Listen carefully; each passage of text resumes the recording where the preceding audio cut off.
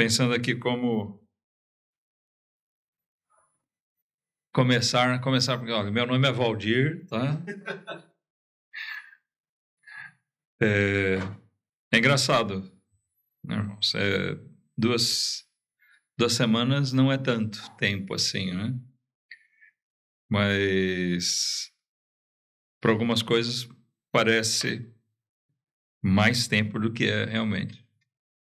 A gente vê, passou voando para nós, mas ao mesmo tempo parece que já faz tanto tempo que passou.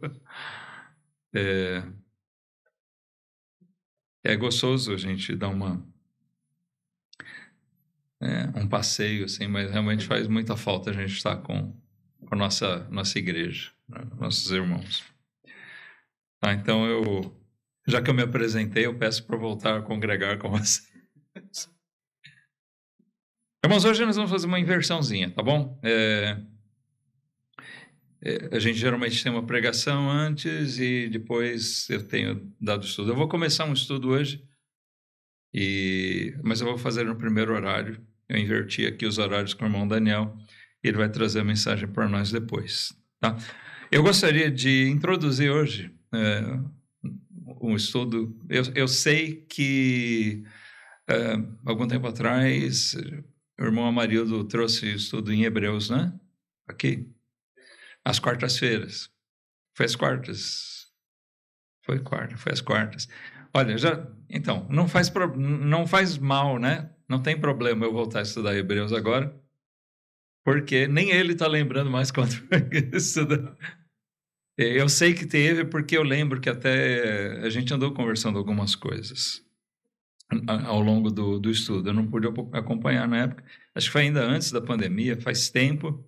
E se foi antes de começar o estudo em João, faz muito tempo. Então, tá valendo, né? Mas esse livro de Hebreus, ou a Carta aos Hebreus, é um livro, vamos dizer assim, diferenciado em vários aspectos. No Novo Testamento, ele é o único que não tem um autor determinado. Tem uma das cartas de João, ele não identifica também, mas fica notório ao longo da carta que se trata dele. Hebreus, não.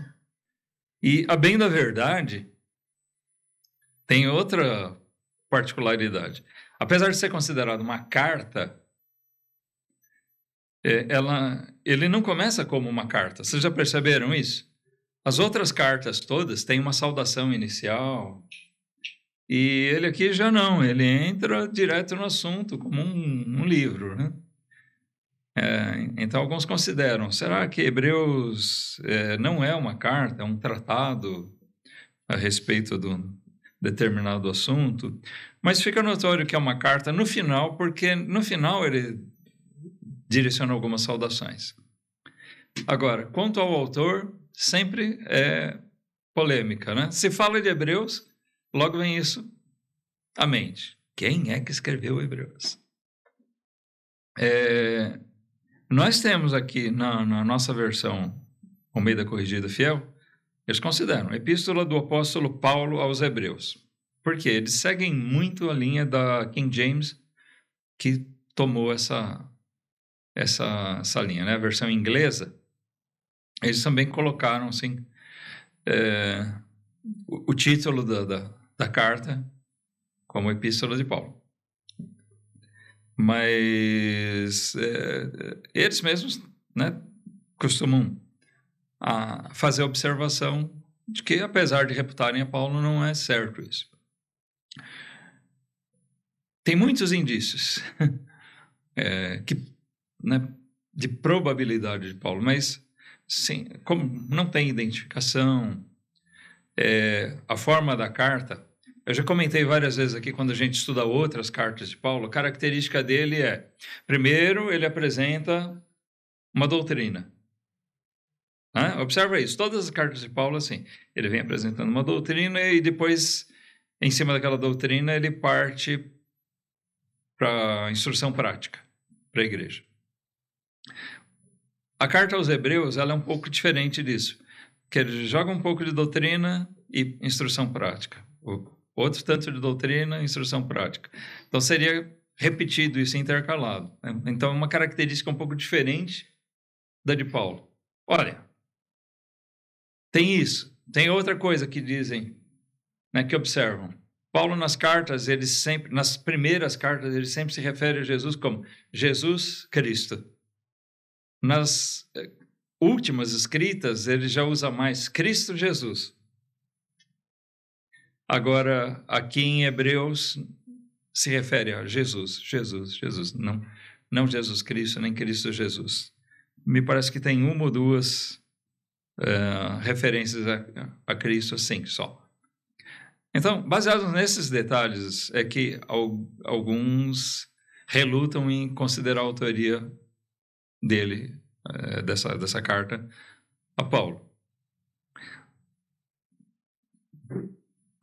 Nada impede que a gente escreva de uma forma diferente alguma coisa, né? A gente vê muitas coisas assim. Um poeta tem uma característica, um estilo de escrita e, de repente, tem uma poesia que ele escreve totalmente diferente das demais. Então, mas são indícios. Tem várias teorias. O Lutero, aqui eu vou falar meio em termos de curiosidade, mas é interessante a gente ir observando ao longo do estudo da carta algumas coisas. Bom, pode ser, não pode ser. O Lutero considera que possa ter sido o Apolo, pelo que fala a respeito dele, que ele era instruído.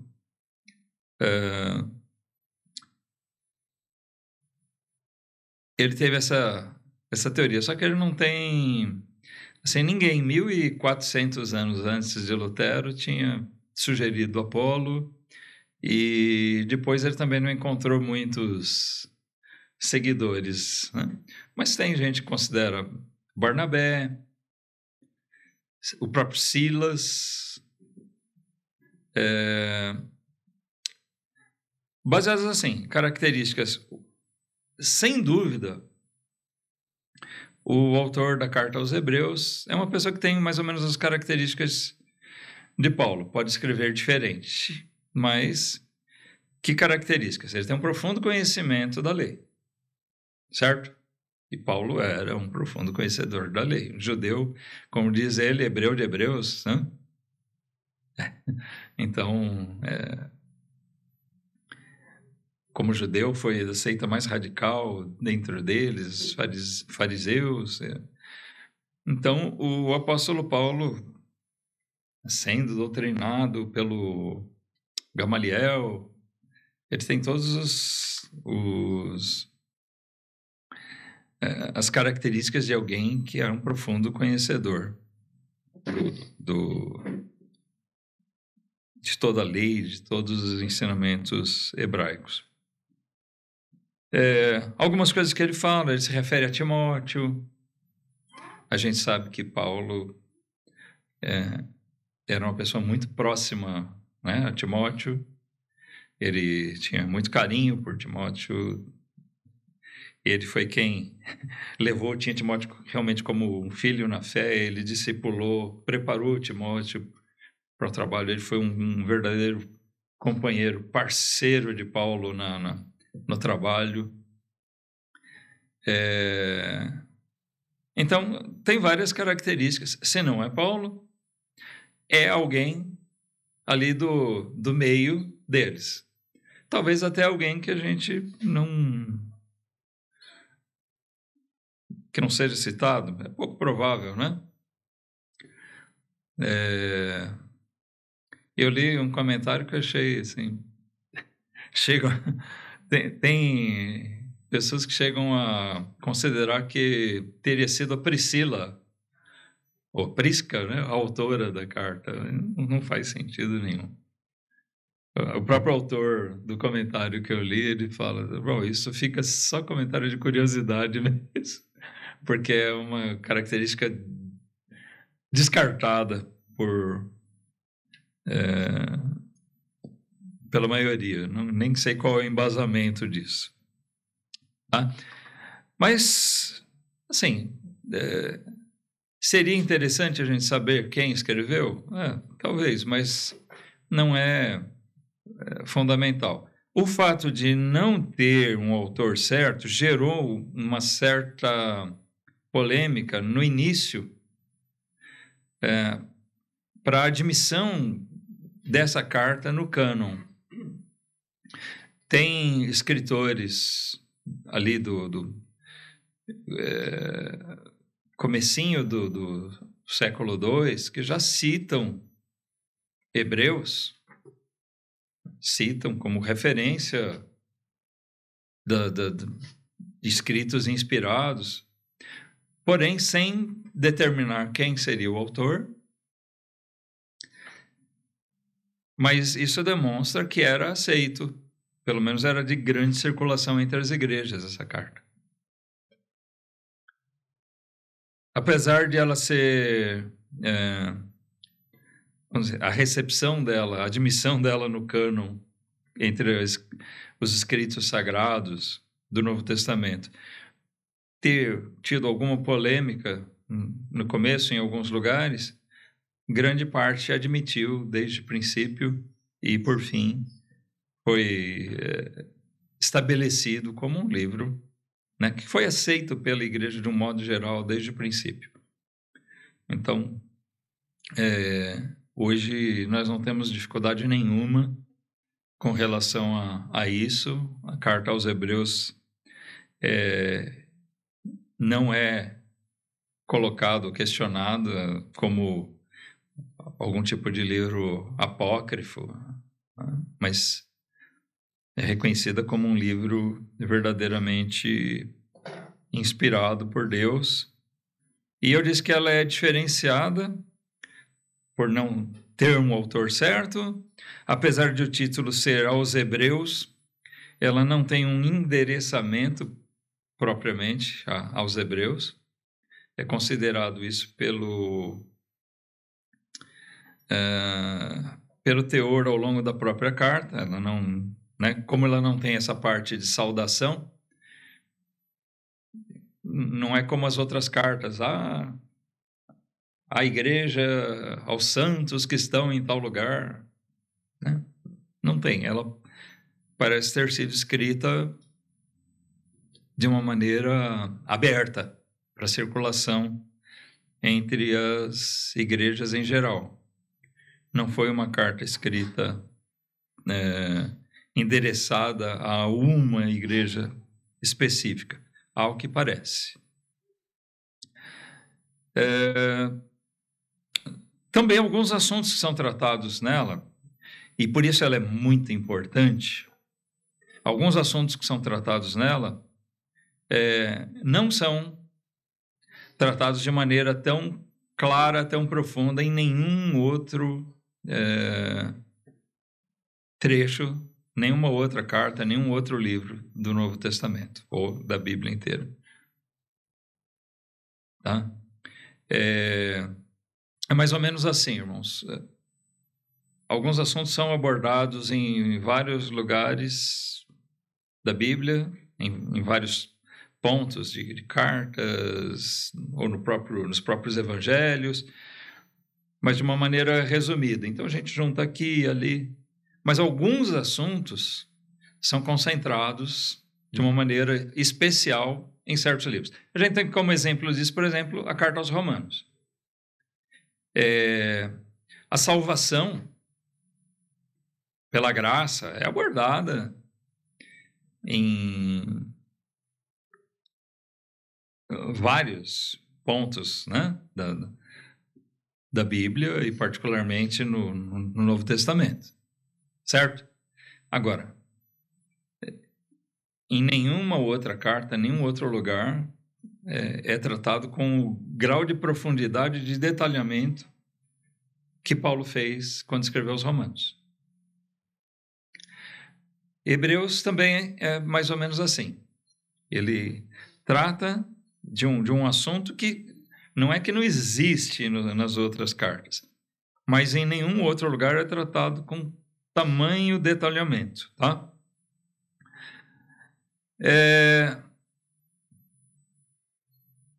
Nós vamos aqui hoje, nessa introdução, procurar fazer um breve esboço dessa carta. Eu quero ler um versículo inicial que, com certeza, é um dos mais conhecidos dela. Abram lá em Hebreus 12.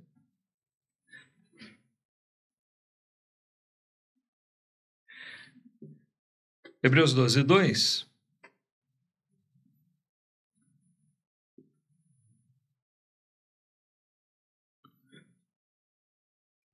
Nós podemos dizer, né, com certeza que é um dos versículos mais conhecidos dessa carta.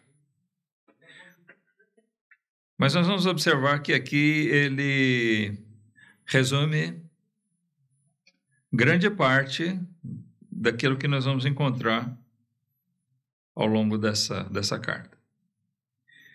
Ele diz assim: olhando para Jesus, autor e consumador da fé, o qual, pelo gozo que lhe estava proposto, suportou a cruz, desprezando a afronta, e assentou-se à destra do trono de Deus. Olhando para Jesus, aqui ele nos convida a atentar para Cristo, olhar para Jesus. E é isso que ele faz ao longo da carta. Ele tem um ponto teológico e um ponto prático. São as duas características do conteúdo da carta aos Hebreus. E o ponto teológico é justamente nos mostrar Cristo na sua grandeza, né, ou na grandeza da sua divindade, o seu papel. Nenhum outro livro, nenhuma outra carta trata com tamanho detalhamento sobre a pessoa de Cristo, a condição gloriosa dela. Eu diria assim, mesmo os evangelhos, tá? Eles narram muito, mostram o poder de Jesus, né, durante a sua vida, aqui o que ele exerceu, o seu ministério. Mas a carta aos Hebreus, ela amplifica, mostrando a grandeza de Jesus, do seu papel como Deus, né, o que ele exerceu. Então, por isso eu acho esse versículo aqui, ele é chave. Ele nos convida a atentar para Jesus. Olha com mais profundidade. Nós não precisamos de uma imagem, de um crucifixo para olhar para Jesus, amém?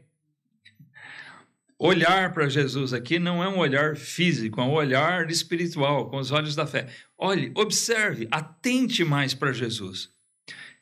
E isso é uma coisa extremamente saudável para a vida do cristão. Sendo nós cristãos, não é cristões? Sendo nós cristãos, irmãos, nós temos que atentar para Cristo. A palavra cristão quer dizer seguidor do Cristo, né? Então, a gente tem que atentar mais para Cristo. E isso é muito saudável para nós. E isso nos leva ao lado prático da carta.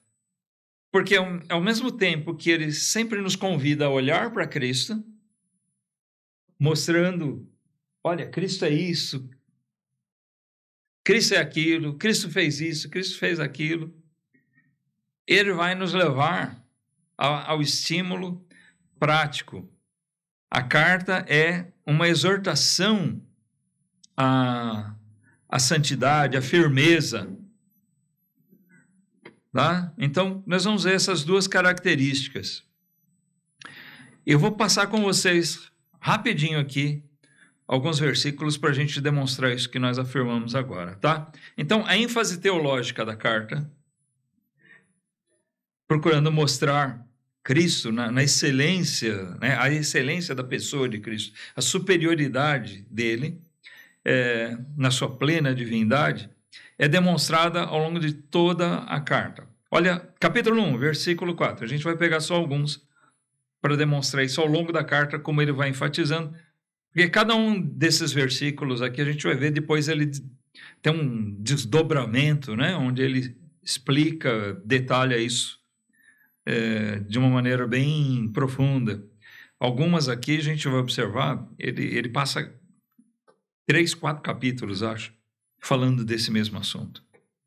Então aqui, em versículo 1, em capítulo 1, versículo 4, ele diz: feito tanto mais excelente do que os anjos, quanto herdou mais excelente nome do que eles. Ele está falando aqui, excelência. Excelência quer dizer superioridade. Tá? Uma coisa excelente é acima daquilo que é normal. É superior. Quando a gente fala de excelência de alguma coisa, nós estamos falando de alguma coisa superior. Então, se nós falarmos de uma empresa, de algum prestador de serviço, por exemplo, que presta algum serviço com excelência, nós estamos dizendo o trabalho dele é superior aos outros, né, ao que é comum. Aqui nós vemos o autor de Hebreus se referindo a Jesus, que ele é mais excelente, ele é superior aos anjos, como também ele herdou um nome mais excelente do que eles. É uma forma de redundância de dizer isso, né? A superioridade de Cristo. A gente vê que esse ensinamento, né, abrir um parênteses aqui, por exemplo, ele quebra uma falsa doutrina das testemunhas de Jeová, algumas seitas, algumas denominações, que colocam Jesus como sendo um anjo. Eles tentam aqui dizer, não, ele é um anjo, só que ele é um anjo assim, que foi colocado em nível superior aos demais. Mas, na verdade, o que o versículo está dizendo é que ele é superior aos anjos mesmo, porque ele não é um anjo. E quando a gente junta com as outras coisas que o autor de Hebreus fala a respeito dele, isso fica ainda mais claro. Tá? Mas então nós vemos aqui, a carta vai mostrar a excelência, a superioridade de Cristo sobre os anjos. No capítulo 2, vejam lá, versículo 9, ele diz: vemos, porém, coroado de glória e de honra aquele Jesus que fora feito um pouco menor do que os anjos, por causa da paixão da morte, para que, pela graça de Deus, provasse a morte por todos. Aqui parece ter uma contradição, porque o versículo que a gente leu antes diz que ele é superior, foi feito mais excelente do que os anjos, e aqui no versículo 9 nós vemos que ele foi feito um pouco menor do que os anjos. Ao longo do estudo a gente vai entender que colocação é essa, ele está falando em outro aspecto. Na verdade, quando Jesus tomou, né, só para não deixar a dúvida fermentando aí, né, quando Jesus tomou a forma humana, se humilhou, então é a isso que ele está se referindo. Ele foi feito menor do que os anjos, ele foi enviado para ser humilhado. E nenhum anjo passou por isso. Tá? Então, nesse aspecto, ele foi colocado por um tempo, por um momento inferior aos anjos. Mas o que eu quero chamar a atenção aqui, que o autor destaca, quando ele fala coroado de glória e de honra. Nós vemos aqui, nós vamos observar outra coisa que ele ensina a respeito de Jesus, que ele é o Senhor e ele é Rei. Então ele vai mostrar o senhorio de Cristo, a soberania dele como Rei.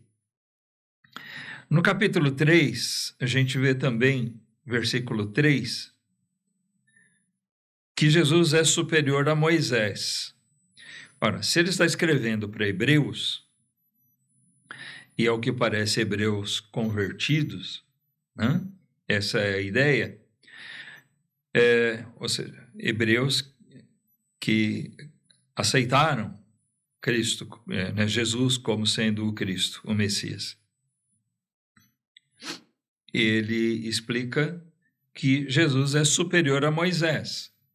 Para os hebreus, Moisés é o grande profeta, né? Aquele que é o libertador da nação, tirou eles do Egito. É o grande homem de Deus. É aquele que deu a eles a lei. Tanto que eles se referem à lei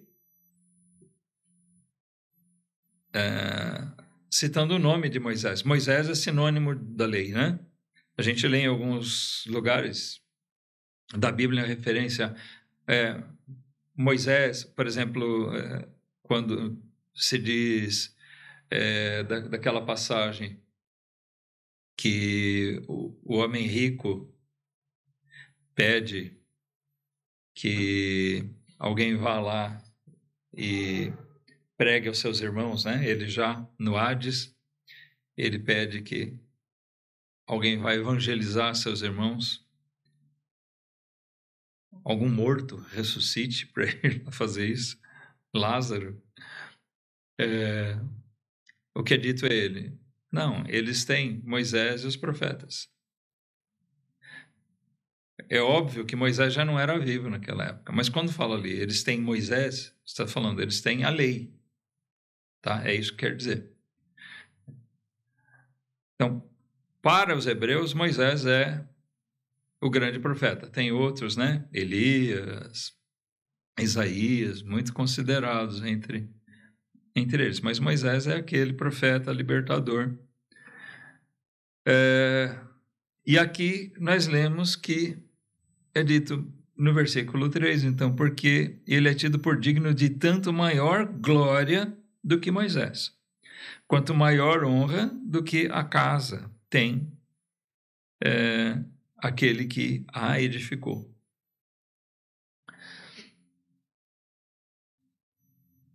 Ele mostra que Jesus é superior a Moisés porque Moisés foi alguma coisa construída, colocada por Deus, mas Jesus é superior porque foi ele mesmo quem fez. Se Moisés deu a lei, ele trouxe a lei, na verdade, quem é o autor da lei é Jesus. Ele é superior a Moisés. Ele é o nosso sumo sacerdote. Aqui ele vai se estender, capítulo 4. Versículo 14. Ele diz assim: visto que temos um grande sumo sacerdote, Jesus, Filho de Deus, que penetrou nos céus, retenhamos firmemente a nossa confissão, porque não temos um sumo sacerdote que não possa compadecer-se das nossas fraquezas, porém, um que, como nós, em tudo foi tentado, mas sem pecado. E aqui ele passa, então, a demonstrar Jesus, né, como o sacerdote, o verdadeiro sumo sacerdote, o grande sacerdote. Para os hebreus, eles tinham os sacerdotes e tinham a figura principal, né, que a princípio foi de Arão, mas sempre em lugar dele era escolhido um sucessor para ser o grande sacerdote, é o chefe dos sacerdotes, o representante maior do sacerdócio. Ele diz: Jesus é, na verdade, o nosso grande sumo sacerdote. O papel do sacerdote era de intermediar, né, as coisas entre os homens e Deus. E Jesus, então, ele fez esse papel. Ele é superior ao sacerdócio levítico, como também ele faz aquela famosa comparação ao sacerdócio de Melquisedeque. Ele demonstra a fragilidade daquela aliança feita com base na lei e nos sacerdócios humanos, mostrando que o ministério de Cristo, o serviço de Cristo é superior, porque ele é perfeito, ele é o verdadeiro cumprimento dessas coisas. Então, aqui nesses versículos que nós lemos, a ideia está bem resumida, né? Mas ele demonstra que Jesus é um sacerdote diferente daqueles sacerdotes humanos.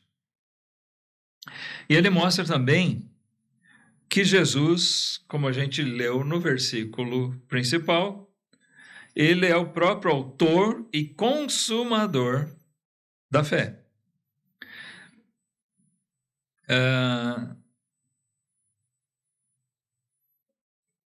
A palavra fé, ela pode ter conotações diferentes. Pode ser tanto aquilo que eu tenho, né, a minha crença, como pode se referir a aquilo em que eu creio. Ou aos dois ao mesmo tempo. Jesus é o autor da fé. Ele tanto é aquele que gera em nós a fé, nos leva a crer, mas ele também é o próprio autor daquilo em que nós cremos.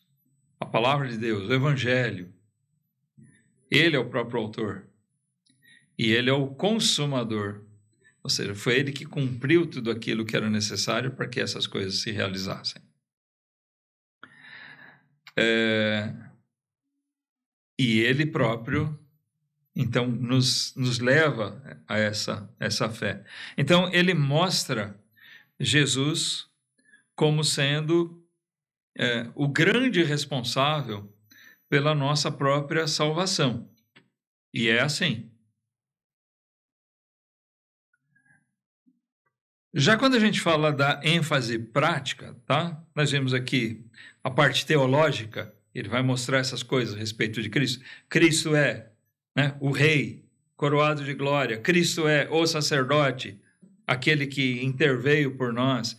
Cristo é o superior a Moisés. Ele é o autor da lei.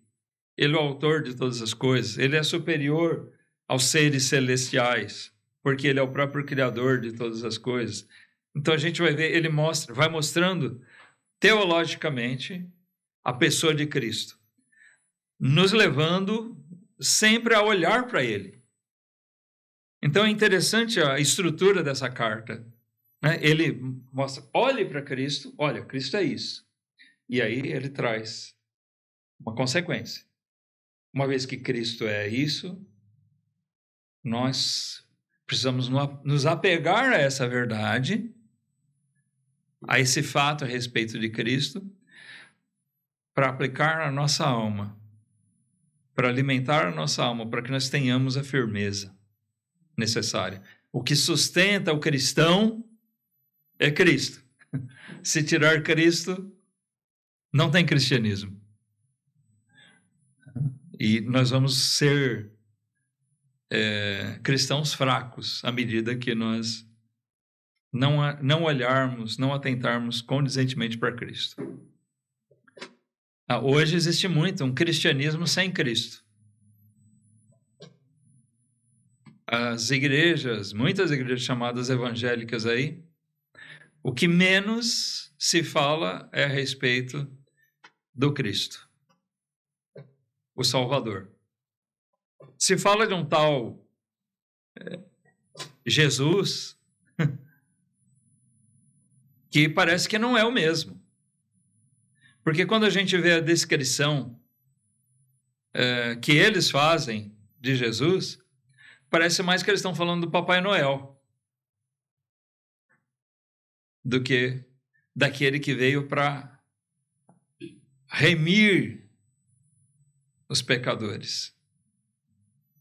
Aquele que veio para ser o soberano nas nossas vidas. Aquele que veio para interceder por nós junto ao Pai. Ser o nosso mediador. E o autor de Hebreus vai mostrando isso sempre, alimentando a nossa fé e fortalecendo. Esse é o alvo da carta, alimentar a fé. Não é uma carta escrita para descrentes. É uma carta escrita para hebreus convertidos. Qual o propósito? Alimentar a fé deles. Irmãos, isso é muito útil para nós, mesmo que a gente não seja hebreu, mas isso é muito importante e útil para nós também, tá? Exemplos aqui, rapidinho, tá? Volta para o capítulo 2, versículo 1. Ele diz: portanto, convém-nos atentar com mais diligência para as coisas que já temos ouvido, para que em tempo algum nos desviemos delas. Perceberam aqui? Na prática, ele diz, nós precisamos atentar com mais cuidado, mais diligência para essas coisas que nós temos ouvido. O que nós temos ouvido?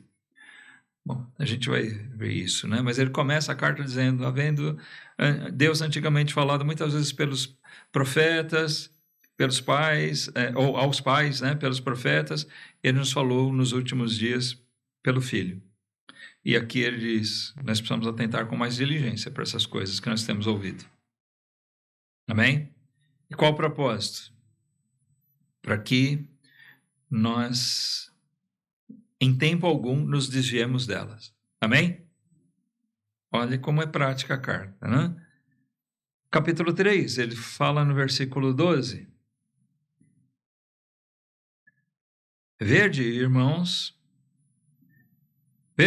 que nunca haja em qualquer de vós um coração mau e infiel, para se apartar do Deus vivo. Olha, então aqui ele faz uma exortação. Nunca nós nos apartemos do Deus vivo. Que nunca haja em nós o que houve em algumas pessoas que ele faz referência aqui. Nós vamos ver isso quando estudar detalhadamente esse ponto. Capítulo 4, versículo 11. Ele exorta aqui também. Procuremos, pois, entrar naquele repouso para que ninguém caia no mesmo exemplo de desobediência. Olha, outra exortação. Procuremos, quer dizer, essa palavra procuremos aqui é se esforce, busque isso. Entrar naquele repouso, o repouso eterno, de estar na presença de Deus, para nós não sermos negligentes como aqueles. Ele ainda está falando, fazendo a mesma comparação. Aqui ele está falando Jesus é superior a Moisés, então ele vai sempre traçando esse paralelo entre os crentes em Cristo agora e aqueles que saíram com Moisés lá do Egito. Tá? No capítulo 6 também ele fala, versículos 11 e 12. Mas desejamos que cada um de vós mostre o mesmo cuidado para a completa certeza da esperança até o fim, para que vos não façais negligentes, mas sejais imitadores dos que pela fé e paciência herdam as promessas. Tem duas coisas que a gente observa nesses dois versículos, né? O desejo do autor. Desejamos que cada um de vós mostre o mesmo cuidado. Esse cuidado é o contrário à negligência que ele menciona no versículo 12. Não vos façais negligência. E nós já lemos em outro versículo aqui atrás. Certo? Negligência. A carta aos Hebreus fala, olha para Cristo para você não se tornar negligente. Que nós tenhamos cuidado de atentar para o que nós temos ouvido, o que nós aprendemos de Cristo.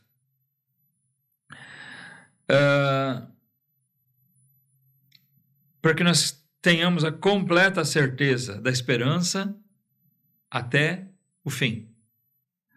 Quando a gente fala que usa essa expressão até o fim, nós estamos falando de perseverança, certo? E esse é o objetivo da carta.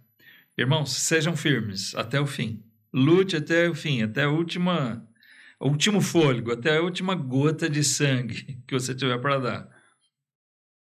Onde eu vou encontrar forças para isso? Eu estou perguntando. Onde? Em Cristo, amém. Em Jesus Cristo. Onde é que eu vou encontrar forças para ser firme até o fim? Não tem outra fonte. Capítulo 10, 22.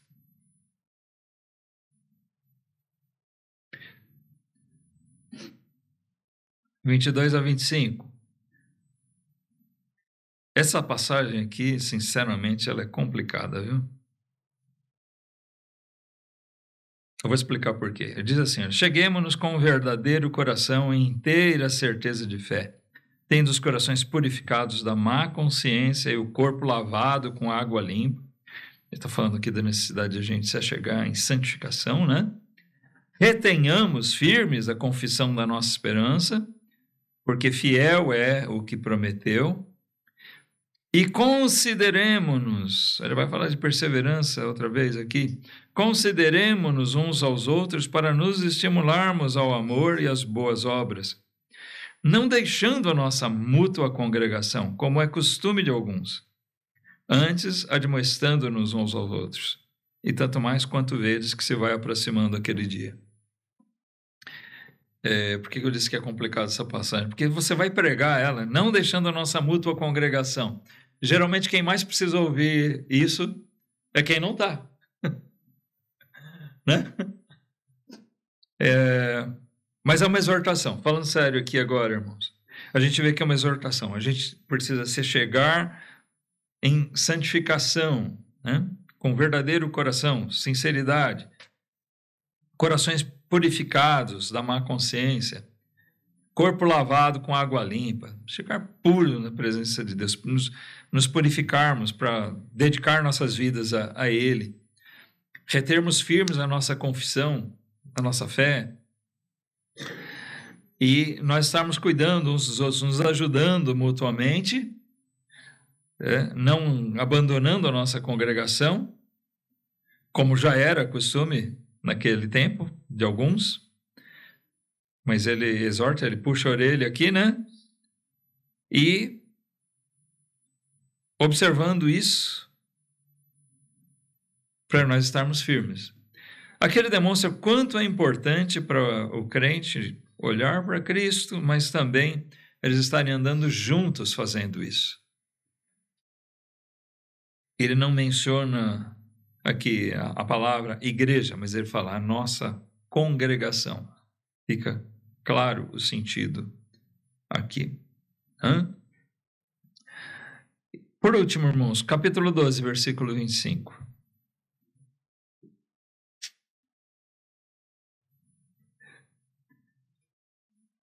Mais uma exortação prática aqui. Vede que não rejeiteis ao que fala, porque se não escaparam aqueles que rejeitaram o que na terra os advertia, muito menos nós, se nos desviarmos daquele que é dos céus. Então, se naquele primeiro versículo que a gente viu aqui, é o 2:1, só queria concluir fazendo um paralelo entre eles, tá? No 2:1 nós lemos: convém-nos atentar com mais diligência para as coisas que nós temos ouvido. No final, ele está dizendo para nós: não rejeite ao que fala. Ou seja, dê ouvidos, porque se nós não dermos ouvidos, nós vamos sofrer consequências. Tá? Assim como aqueles, ou de uma maneira até mais grave do que aqueles, sempre comparando com os antepassados deles, hebreus, aqueles que tombaram no deserto, que não entraram na terra, né, que não entraram lá em Canaã. Se eles não escaparam, ele diz, atendemos nós. Se nós não tivermos fé como eles não tiveram, nós também não podemos ter esperança de sermos aceitos. Então, sempre ele vai enfatizar para nós: atente para Cristo. Olhe para Cristo. Então, essa é a linha geral do estudo da carta, que a gente deve observar. Então, nós vamos sempre estudando. Ele vai apresentar o aspecto teológico e vai nos dar uma exortação, sempre a firmeza. sempre com esse objetivo. Estou mostrando para vocês algo a respeito de Cristo. Atente mais para isso. O que a vida, o sacrifício, a obra de Cristo tem para nos dizer. Isso alimenta a nossa alma, irmãos. É isso que nos fortalece. Se a gente não olhar para Cristo, não adianta pedir, irmão, ora por mim que eu estou fraco. Né? Não adianta. Se eu orar por você e você não olhar para Cristo, meu irmão, você vai continuar fraco do mesmo jeito. Tá? Aí não tem oração que dê jeito. Como dizem, acredito, nem com reza braba. A expressão. Não sei nem o que é isso, reza braba. Mas vamos colocar assim em termos nossos, né? Nem com oração e jejum não vai dar jeito. Certo? Então é isso, irmãos, que nós gostaríamos de colocar hoje a respeito da carta aos Hebreus. A gente vai estar se dedicando ao estudo dela mais detalhado daqui para frente, eu acredito que por uns bons domingos. Tá? Vamos orar. Ficando de pé.